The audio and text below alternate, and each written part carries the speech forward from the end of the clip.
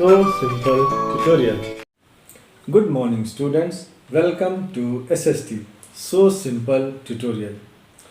पिछले क्लास में हम लोगों ने क्या पढ़ा? Assembly elections in Haryana. आज हम उसी लेसन को आगे बढ़ाएंगे। आज हम लोग यह पढ़ेंगे कि चुनाव की ज़रूरत क्यों है। Why do we need elections?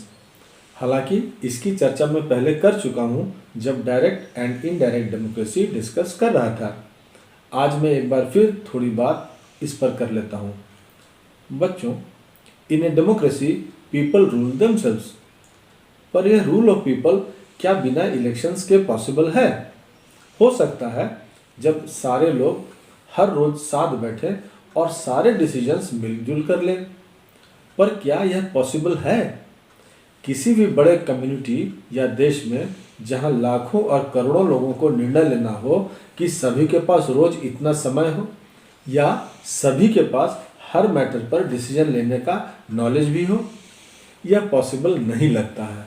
इसीलिए डेमोक्रेटिक कंट्रीज में लोग रिप्रेजेंटेटिव्स के थ्रू शासन करते हैं। थोड़ी देर के लिए मान लीजिए कि लोग मिलजुल कर एज, एक्सपीरियंस या एजुकेशन के बेस पर अपने रिप्रेजेंटेटिव्स चुन भी लेते हैं, तो हम कैसे मान लेंगे कि यह सिस्टम डेमोक्रेटिक है? हम कैसे पता करेंगे कि यह रिप्रेजेंटेटिव लोगों के पसंद का है या नहीं? हम यह कैसे इंश्योर करेंगे कि जो रिप्रेजेंटेटिव चुना गया है वह लोगों की इच्छा के अनुरूप शासन करे? और फाइनली जो रिप्रेजेंटेटिव लोगों के पसंद का ना हो उसे कैसे हटाया जाए? तो इसके लिए हमें एक ऐसी व्यवस्था की ज़रूरत है जिसमें लोग नियमित अंतराल में अपने रिप्रेजेंटेटिव्स को चुन सकें और इच्छा हो तो बदल भी दें। इसी व्यवस्था का नाम तो चुनाव है। So election is a mechanism by which people can choose the representatives at regular intervals and change them if they wish to do so. तो इसीलिए रिप्रेजेंटेटिव डेमोक्रेसी में इलेक्शन को जरूरी माना गया है। तो इलेक्शन में वोटर्स दरअसल क्या क्या चुनते हैं? यह क्वेश्चन आपको एग्जाम में पूछा जा सकता है। वे अपने लिए कानून बनाने वाले का चुनाव करते हैं। They choose who will make laws for them. वे सरकार बनाने और बड़े फैसले लेने वाले का चुनाव करते हैं। They choose who will form the government and take major decisions. वे सरकार और उसके द्वारा बनने वाले कानूनों को गाइड करने वाली पार्टी का भी चुनाव करते हैं। They choose the party whose policies will guide the government and law making. समझ गए? Let us now see what makes an election democratic.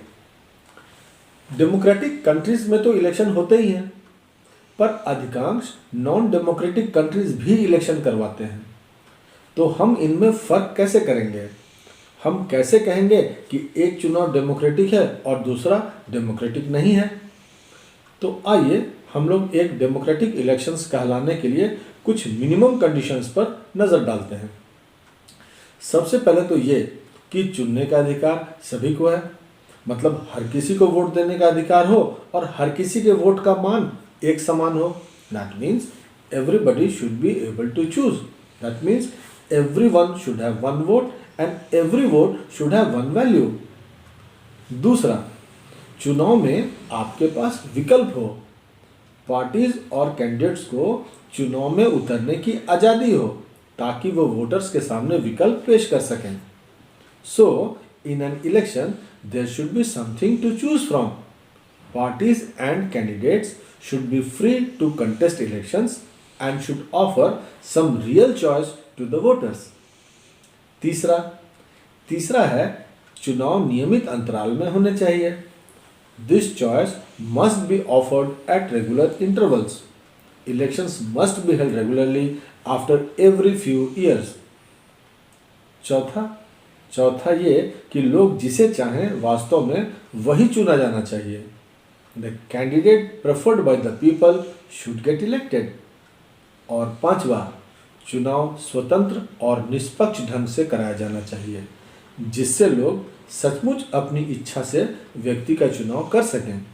Election should be conducted in a free and fair manner where people can choose as they really wish. हम लोगों ने previous chapters में यह देखा है कि कई देशों ने इन कंडीशंस को पूरा नहीं किया है और इसीलिए उन इलेक्शंस को हम लोग डेमोक्रेटिक इलेक्शंस नहीं मानते हैं। आई होप आपको ये बात समझ आ गई होगी। हम लोग आज की पढ़ाई यहीं समाप्त करते हैं। चलिए देखते हैं आज के टॉपिक से क्या क्वेश्चन बनते हैं। 1. Why it is not possible in modern democracies to establish rule of the people without elections? Explain. 2. What are elections? 3. What are the choices made by voters through elections? 4. What are the minimum conditions that make an election democratic? तो बच्चों, अब आप सब एक बार अपनी text book को पढ़िए और इस क्वेश्चन को तैयार कर लीजिए। अब हम लोग अगले क्लास में मिलेंगे तो इसी चैप्टर को आगे बढ़ाएंगे और पढ़ेंगे is it good to have political competition. तब तक keep reading and have a nice time. Thank you.